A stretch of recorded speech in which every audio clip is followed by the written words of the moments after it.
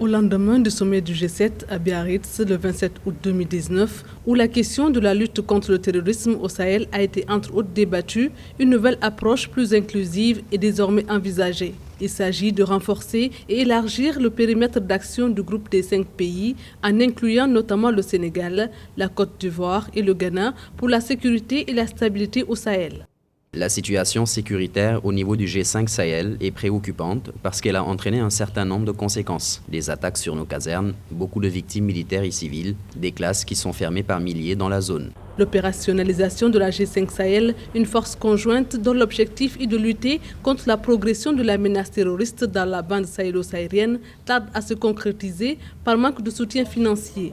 Sur les 415 millions d'euros promis en 2018 par la communauté internationale, un peu moins de la moitié a été déboursée et 199,5 millions d'euros n'ont toujours pas été versés selon l'ONU. Par rapport à la sécurité de nos pays, il revient à nos pays d'abord de créer les conditions, en tout cas, de pouvoir sécuriser leurs frontières. Et malheureusement, ce n'est pas le cas. Ils sont là à tendre la main. On a les moyens, on a les hommes, on a des troupes militaires qui peuvent efficacement faire le travail. Ici, d'aventure, on leur met les moyens à disposition. Les questions relatives au nouveau partenariat seront débattues à l'occasion du sommet de la CEDEAO qui se tiendra le 14 septembre 2019 à Ouagadougou, ainsi que lors de l'Assemblée générale des Nations unies du 17 septembre, afin d'interpeller la communauté internationale sur la crise sécuritaire de la sous-région.